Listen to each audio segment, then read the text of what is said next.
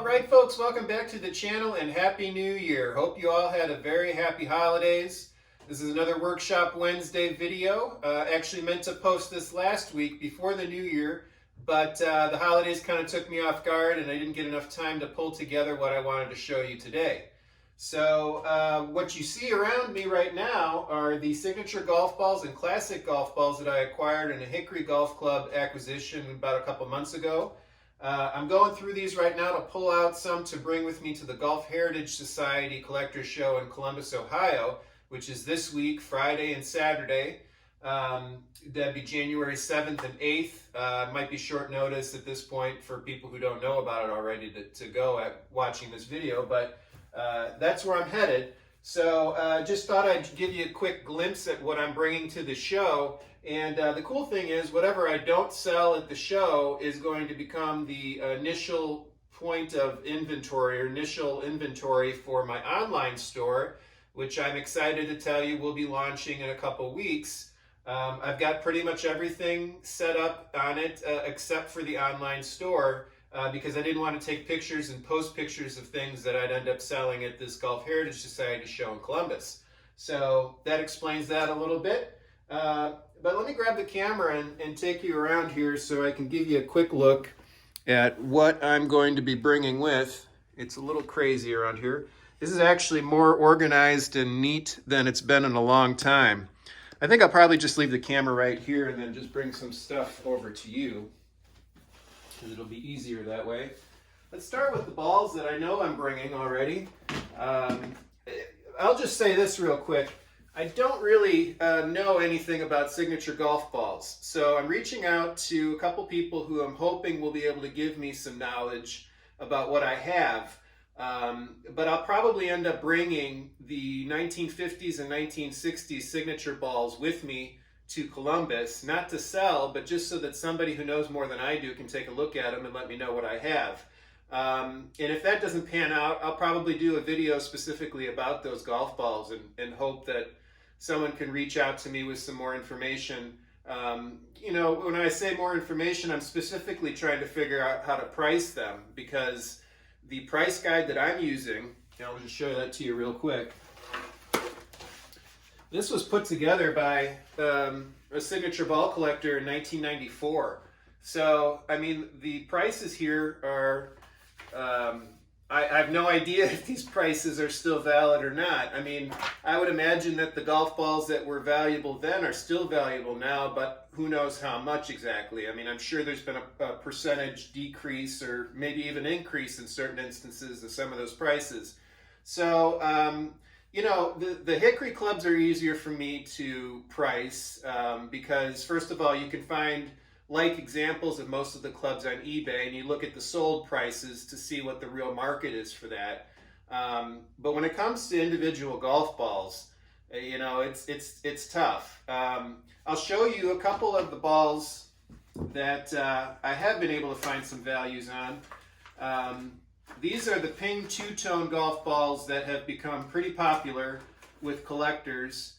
You'll see some crazy prices for these balls on eBay. Again, look at the sold prices and that'll give you a better read on what the actual market is for these balls. But there is a pretty handy guide that I found online that basically tells you what the rarity of certain color combinations is. So again, this, I don't even know when this was put together. Probably, I don't know, 5 or 6 years ago, maybe even longer than that. So again, I'm not sure how accurate the prices are for this, but it does give you an idea of scarcity. And so if you have any of the two-tone balls, just look up Ping Golf Ball Value Guide or look up Ping two-tone golf balls, and this comes up pretty quick. So I went through and organized these by color and by supposed value or scarcity.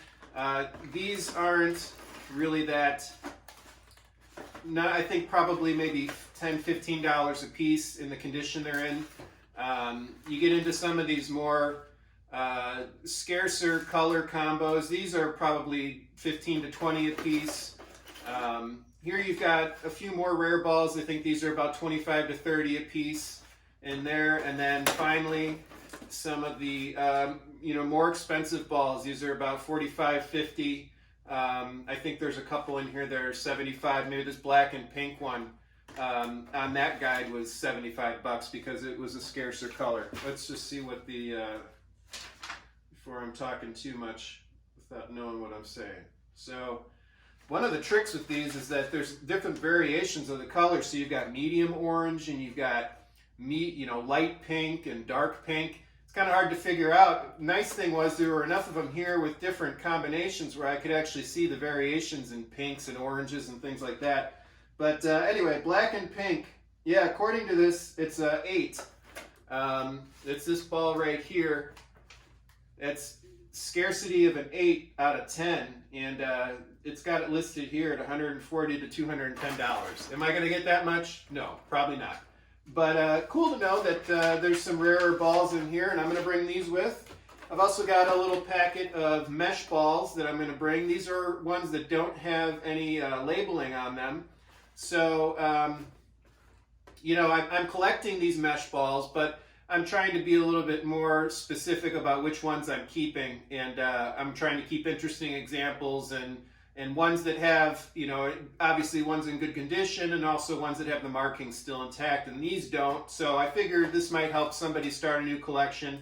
The great thing about these Golf Heritage Society shows is that it's not just for the people who bring stuff, the collectors in the Golf Heritage Society. It's open to the public, so other people come in and they shop and find interesting things, and you might have a new collector that you can kind of spark their collection with some of this stuff. So I'm really looking forward to the show. I'm looking forward to seeing the guys that I saw at the Golf Heritage Society National Convention in Pittsburgh this past September. I know a lot of the same guys are going to be at Columbus, so should be a good time. So that's golf balls. I'm going to go through more of these after this video, but I'll just kind of give you a quick look at the clubs that I'm bringing. So these are all the better clubs. I've actually got quite a few more to bring this time than I had last time. Let's just try to find one here that I can kind of highlight. Here's a cool one. This is a Hugh Logan Cherokee mallet putter. It's got pretty good weight to it. It's actually D3. I'm not sure how much of this is showing up without me behind the camera. All right. So I think this is a pretty cool putter, but the issue with it for me is that with my new upright single plane approach to putting and everything in my game, this is a little too flat for me. So not a putter I can really use anymore. And I like keeping certain clubs as wall hangers, but I think this will make somebody happier as a gamer than it will for me. So I'm bringing this with. If this doesn't sell in Columbus, it'll be in my online store. Let's see, what else do we have here? This might be a fun project for somebody, also might be an impossible project for somebody. But this is a beat up Schenectady putter. Everything's pretty good except for this spot right here. These are notorious. This aluminum hosel here is notorious for breaking in that spot right on the pin. So it's good on this side, but I got a huge chunk missing there. So I'm bringing with quite a few project pieces. It's January, and for most of the country, there's not a whole lot to do golfing-wise except work on projects and things. So I'm hoping that maybe some of the golf bags that I'm bringing, some vintage golf bags that need some work. I'm bringing a lot of heads that don't have shafts on them. Just a lot of project pieces. Let's show you one more here before we get on with the rest of the video. This is a really interesting brassy, actually it's a driver. The name on it is H.H. Gamble, and it's got a dog cleek mark. I'm not sure if that's coming through or not, but it's kind of like a pointer dog right here. Now the interesting thing about this, there are actually a lot of interesting things about this club, but we'll start with who made it. I don't know who made it. This mark does not show up in Pete Georgity's Golf Cleek and Trademarks book, so I don't know who made this club. I'd like to find out someday. But in the meantime, I think this will actually be a pretty good player for somebody, though not me. It's actually got a metal face in the wood there that you can see. The issue for me is that it's only 7 degrees of loft, but it's really heavy. F2. This 5 doesn't mean anything anymore, so I'm going to take that off. Yeah, so it's a really low lofted driver, very heavy, actually pretty long too. I need to put the measurement on here, but I'm guessing it's probably about 44.5 inches, which is part of the reason why it's so heavy. But it's just an interesting club. You know, collector would be interested in this, obviously, because it's probably a rare maker if Pete Georgides not even aware of that cleek mark. But also to a better player. They might like this club off the tee on a windy day where you can try to keep it low. I've had bad luck actually with low lofted drivers. I've tried them. And they just haven't really worked for me. So again, you know, in the spirit of trying to keep my collection tight and you know, not getting too much stuff that I don't do anything with, I figure it's time to probably let this guy go. I actually picked this up in a club acquisition on Cape Cod, and it was one of the cooler clubs in the batch, but I'm ready to let it go. I think it's probably time for somebody else to see what they can do with it. And yeah, anyway, a lot more clubs in here. And like I said, whatever I don't sell in Columbus is going to make it onto the website. So with that, I think we should move into the workshop and get going with this week's projects.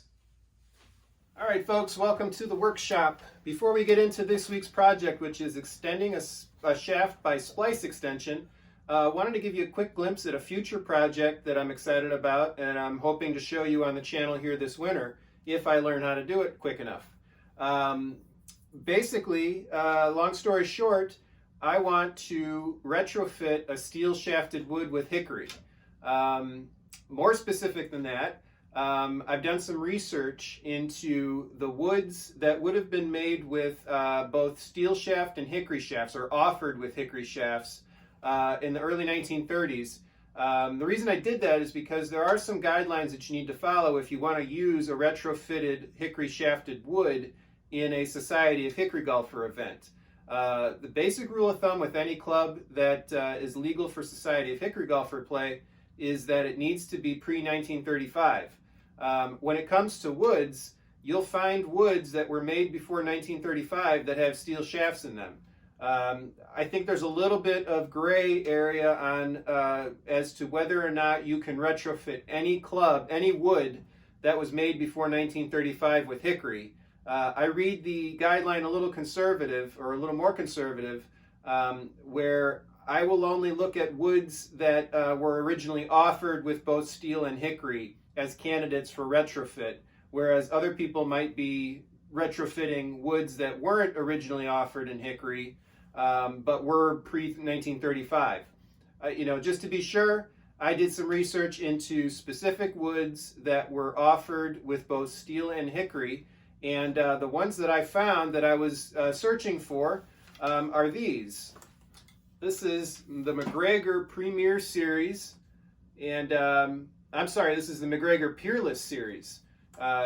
We've got the driver here with the white face, the brassy with the green, and the spoon with the red. So I've got all three woods here. You can see they're all steel shaft, but these woods were offered in 1931 or 1930, I believe, primarily as steel shaft, but with the option to have hickory installed. So I think McGregor was originally selling these as steel shafts, but knew that a lot of their players would probably still want hickory. This was, like I said, 1930, 1931. So I verified in the McGregor catalog from 1931, I believe it was, that these were indeed offered in both steel and hickory, and these are going to be my candidates for retrofit to hickory shafts. They're going to be beautiful clubs when they're done, assuming I can pull this off, but I've got some help as always. Andrew Sinclair Hudson, who you should find on Instagram. He's done this project before. There are a couple others that folks that I follow that I'll link to in the description for this video, so you can kind of keep up with what they've been doing with this kind of project. But that's who I'm going to be learning from, and I've got a ways to go yet before I'm going to be comfortable trying it with this. I actually have a different McGregor wood that is in worse condition than these. Isn't something I want to try to save necessarily. Also, I'm not sure it was originally offered in hickory, but it's earlier than these actually. So I'm going to do the test run on that club and maybe some other club. I need to learn how to take a shaft, like a hickory shaft, out of a head first, or you actually just take a steel shaft out of a head first. I got some steps to go through, in other words, before I'm going to be ready to try it with these clubs. But I'm excited about this and looking forward to showing that to you hopefully in the near future. So now just a quick update, or not update, but a little background on the project you're about to watch. I actually know how this project's going to turn out because I've already filmed it. And that's just all to say that, you know, when I'm doing these projects, I'm not trying to come across as an expert by any means. I really am a novice trying to teach myself and also from assistance by others how to do these projects, and hopefully encourage you to do the same. So that means that there are mistakes. There are going to be things that I don't do correctly that you can call me out on, or politely suggest a different way for me to do it. But I definitely, recommend that you try to find as many people as you can on social media. Follow the Facebook groups for Hickory Golf. Everybody that you will run into that's worked on this stuff is happy to share their information. And I'm happy to share what I know too. But I just want you to know that I'm not the expert when I'm doing these projects. I'm simply somebody following the experts' tips and advice, and demonstrating, hopefully, most of it correctly so that you can try it yourself and do even better than I did. So you'll see how this project turned out. Not quite exactly how I'd hoped it would, but it was a good experience, and definitely learned quite a bit from it for the next time. So without further ado, let's get you into this week's project. Okay, so you may remember this jig from the Workshop Wednesday video I showed you. I don't remember which one it was. It was probably the one, last one maybe? I don't know, it's been a while ago since I've done one, so I'm not sure. Anyway, this is the jig that Bob Kuntz shows you how to make in this book, Antique Golf Clubs. And this is the book that I'm using as a guide to do this project. I've got my bench vise mounted here. So we're just going to go ahead and put this in place.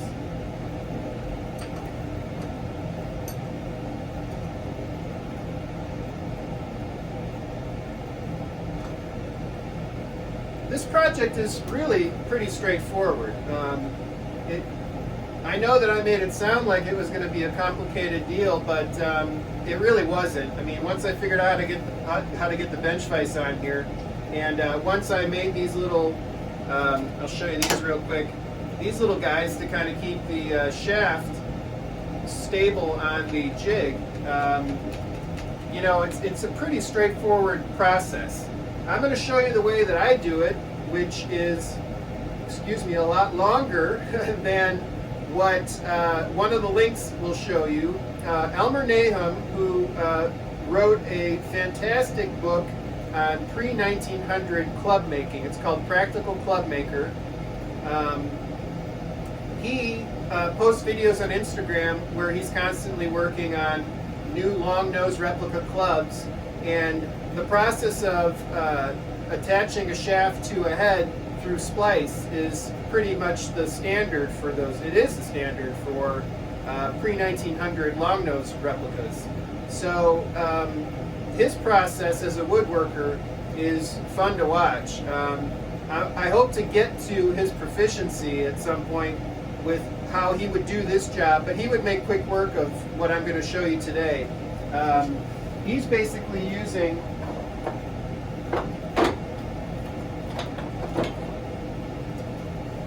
this isn't a great example of because I need the reason why I'm not using this is because I need to sharpen the blades. But basically, Elmer is just going to town on creating that splice with a plane.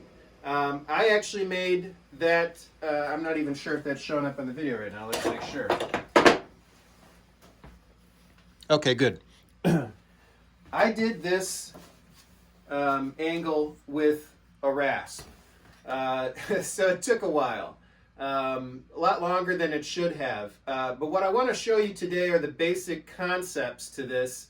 Not necessarily 35 minutes of me using a rasp to make that angle, but I wanted to show you just, you know, kind of go over, do an overview of how to make that angle and things that you want to watch out for while you're doing it. I'm going to show you a mistake that I made on this particular shaft. I think the end game on this shaft was I wanted to extend it 2 inches. So I'm going to show you today what I need to do next now that I've made the original angle here. And let's just get into that. Okay, so let's move on to the next part of this project. We've got the splice where we want it right here. This is the main shaft. So now what I've done is cut off of this, basically I've got a box of trash shafts that have irreparable damage to them that are good for this kind of repurposing. So I've cut off the length from this shaft that I need for the extension. The length of this is important, so this tape marks the 2 inches that this shaft is going to be extended by, and then this space from here down to here is going to be the splice that attaches to this. So you can start to visualize how this is going to go. I chose this shaft specifically for this because the diameter is pretty close to the existing shaft, so it's not going to be that much of a difference. I probably won't feel it anyway underneath the grip. But, you know, it's just good practice to try to match up the diameter of the shaft that you're trying to extend. So now what we need to do is attach this guy to the jig so that we can make that splice. And we want to make sure that we're perpendicular there. We've got the good grain line. Okay, we're good. Okay, orientation there is correct. Get this guy on here. I think I'll probably put it right there. Okay, so we have the part of the extension shaft attached to the board here. I would ideally like to have a little bit more length. See if that shows up. Yeah, so I've got 1 vise clamp with the little guide there. I'd prefer to leave extra wood there so I could have 2 there to keep this more stable. And I think when I do this next time, instead of cutting it off where I did, I'll probably do it so that I can leave myself some extra length on this end and then start the splice here so that I've got extra room in order to clamp another one of these guys on. I think this is going to be okay. We'll see, but I think that's a lesson learned here as I go. All right, so we got the camera in place. I'm just going to start using, so I'm using a 4-in-1 rasp basically with varying degrees of raspiness. And I'm going to start with the heavy duty one here to try to remove as much wood as possible. And, you know, at this point, really all I'm doing, what I'm focusing on to start with, is removing the wood here to get down to my really thin flat edge there. So basically, to show you on this shaft, I'm making this part first, and then I'm going to start working my way up and removing wood as I go and using this to make sure that I'm staying pretty straight. I don't know if that's showing up in the camera. So I'm starting with this spot here, moving my way up, making sure that everything's level as I go.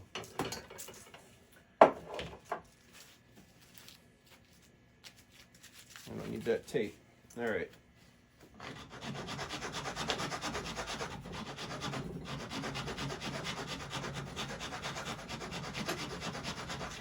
You really can't make too many mistakes at this point. You're just trying to remove a lot of wood.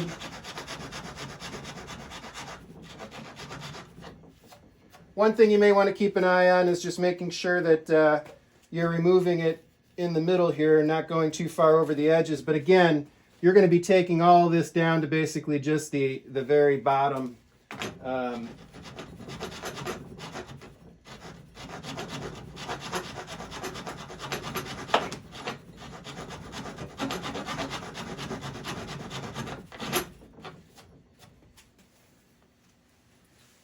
But yeah, I mean, this is pretty much the project as I do it. Elmer Nahum is going to show you a much quicker way to do this using a plane and a better setup, I'm sure. I think if I was going to use a plane, I'd want to flip this around that way so that I could move on it basically like this, and maybe even use the vise to attach it to the bench itself, so that I've got a really long space to plane on. But until I get my blade sharpened, I'm just going to have to use the rasp and elbow grease.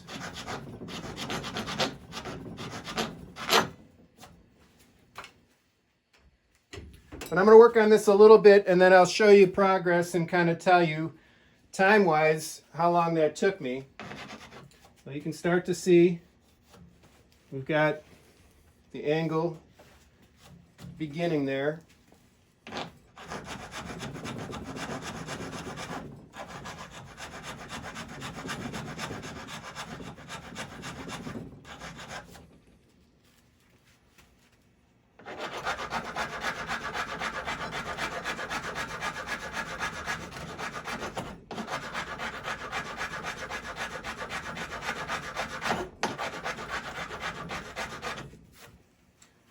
So there are a couple tools that you can use if you don't want to just continue using the rasp the whole time. You can try using this guy. This is a spoke shave, and the blade on this is pretty good. I actually sharpened that.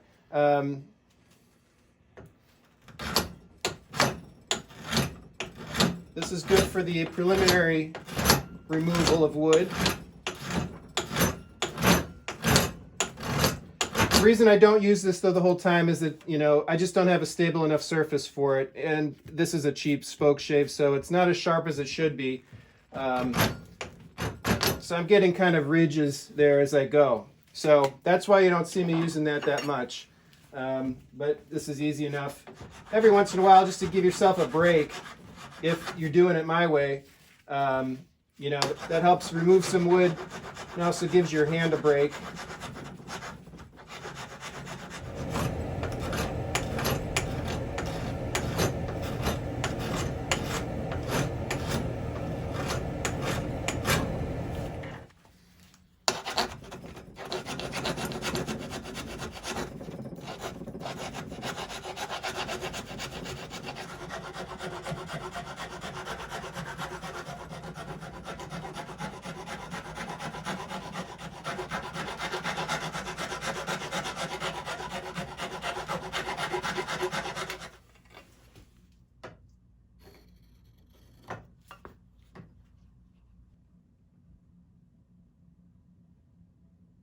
So that's about 15 minutes of progress so far. You can see that I've extended the angle up to the tape mark, and I'm being very careful now not to go past that point, or remove a lot of wood from that spot quite yet. What I'm doing is still focusing on the bottom here to make that pretty much just a pointed end, and then work on this area right in here where most of the wood removal is going to happen, so that this grade is nice and even. Okay, so this is after 25 minutes of work with the rasp. I've been using this to remove a lot of wood in the center here. This takes off quite a bit of wood though at once, so you got to be careful not to go too far with it. Most of the time though, I've been using the 4-in-1 and just trying different ones wherever I need to. See if he can show you the end. It's getting pretty close there on the end. And I've just been checking as I go to make sure that it's about as level as I can make it. What I also did too at a certain point was I moved the clamp so that it's right where I need to stop. So I'm not tempted to go past that point.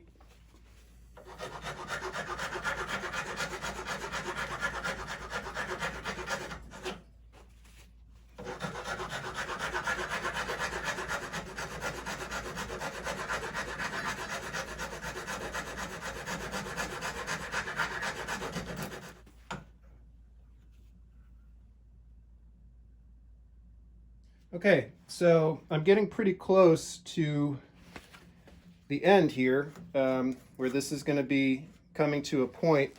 As I get closer to the bottom of the shaft there, I start rounding the corners so that it helps give me that nice pointed end, so it meets the other shaft nicely. I don't need to do it too drastically because it doesn't have to be a strict point. This one is more like a, I don't know, kind of like a paddle. And I may end up sharpening that just a little bit, making that a little bit more tight once I get this off of here to see how it matches up. Okay, so now that I've gotten this part pretty much where I want it, I got a little bit more to go, but not too much. I really need to remove a lot of wood between here and here. Not sure it'll show up here, but that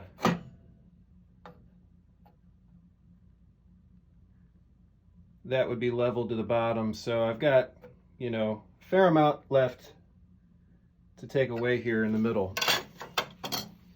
I'm using the spoke shave at this point. Just carefully.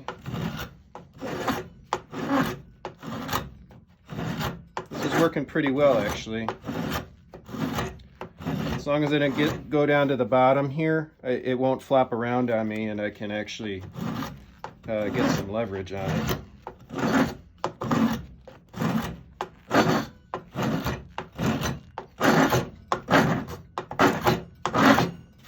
Let's see how that's doing.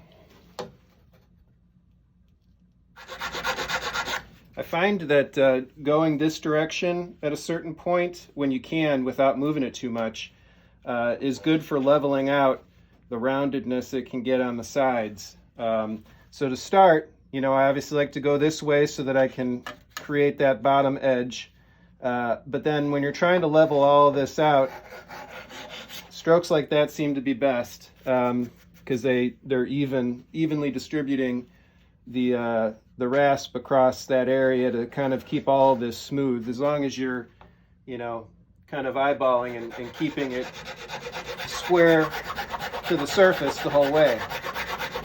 Also, what I found is I can brace my arm against this, against the jig and on the vise, and then also give the vise up here a little bit extra support so that it doesn't move on me at all.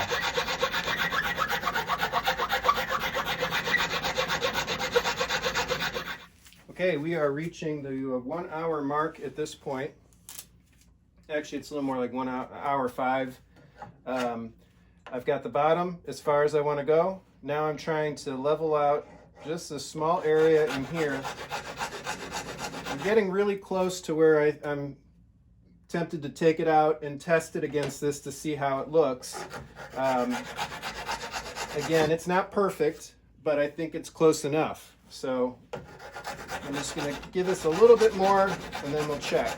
Okay, so we are about 1 hour and 15 minutes into rasping that angle. I'm pretty comfortable with where it is at this point that I want to check it against the shaft we're extending. So It's a moment of truth here a little bit. Let's see how this fits together. So we kind of fit together like this. The width of everything is pretty close, so that's nice. It's 2 inches longer like we want. I already knew that this part of the splice on the shaft we were extending was way too long. I mentioned that earlier, so that's unfortunate. I don't, you know, hard to say if that's going to be a catastrophic problem. But I can see actually that my angle's a little bit off, so the extension is not quite straight to the rest of the shaft. It's not terrible, but it's enough that I can see it with my eye, so I'm sure that I would probably notice that playing it. Basically, I need this section to go down on the shaft, so I need this angle to be a little steeper. I don't know. Yeah, I've already gone too far. So here's what I would have done. Here's what I could do for next time.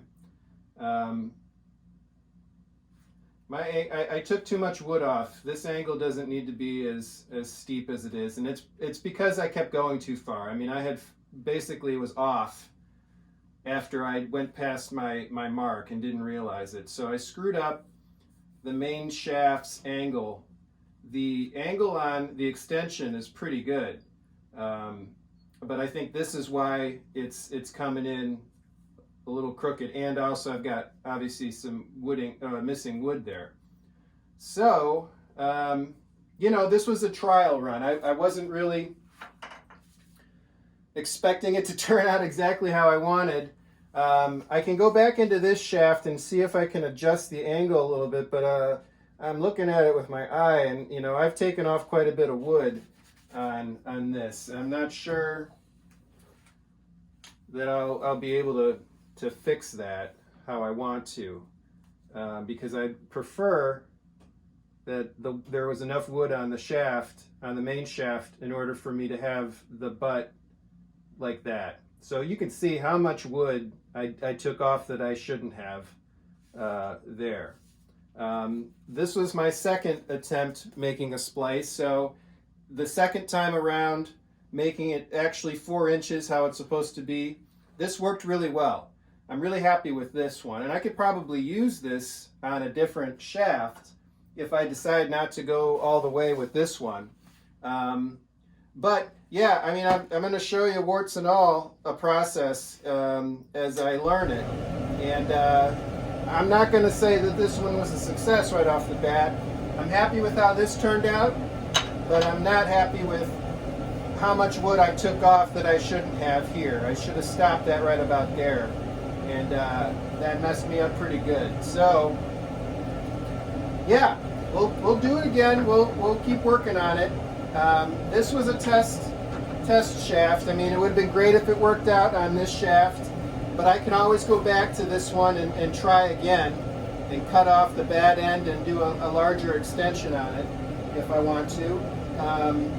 But I thought this would be a good one to test on.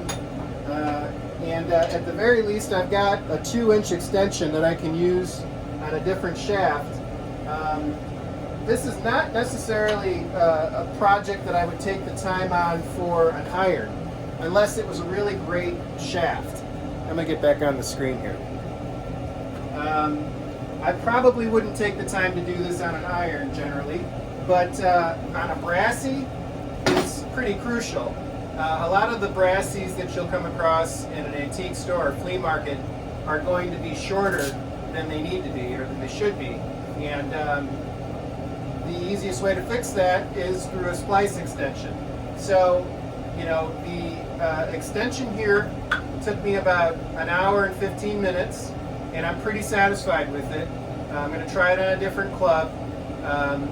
The initial, I don't even know really what the time was on this, because I went too far. I went further than I should have. But I would estimate it was probably about an hour and a half, hour and 45 minutes, because I was still trying to figure out technique. but if you're willing to try this, I think it's worth the experience for sure. You know, the tools you need basically are, if you want to do it the way I just showed you, the 4-in-1 rasp works really well. This heavier duty rasp takes off a lot of wood quickly, so you want to be careful with that. And then a spoke shave like this helps remove a fair amount of wood carefully. But I think I ended up using this the most. And then you want a sure straight edge to check that angle pretty frequently. So yeah, I think I'll leave it at that for now. I wish that it would have turned out exactly how I wanted it to the first time, but this is a realistic peek into my workshop. You know, I have to do things several times sometimes in order for it to turn out in a way that I would want to show people. And you know, for a first effort, I'm not too disappointed with that. I kind of, you know, tempered my expectations and figured I would give it a go with the limited amount of experience I had trying it, and I'm pretty happy with this extension. But Elmer Nahum is the guy that you want to watch. Follow him on Instagram. I believe his Instagram handle is Practical Clubmaker. And like I said earlier, he's the author of Practical Clubmaking, which is a really fascinating book. Unfortunately, I think it's out of print. But if you can ever get your hands on one, I definitely recommend it. Anyway, you can follow his Instagram channel for sure, and you'll see his method for creating a splice that's a hell of a lot quicker than what I just showed you, and probably more precise and cleaner. But he's a professional woodworker, so you know, if I can get even half of what he does at a certain point, I'm going to be pretty happy with my ability. Yeah, and there are other people on Instagram that are doing these projects too that are way more advanced than I am. But I hope this gave you a taste of what it would be like to do this project. And I hope you'll try it yourself. And I especially hope that people will try this and give me tips on how to do it better. I'm hopefully going to get my planer blades sharpened enough so that I can try Elmer's method at some point. I think it would probably have done better on the main shaft if I had done it that way, because I would have had a lot more shaft attached to the jig here for stability. But yeah, you know, that's how it goes.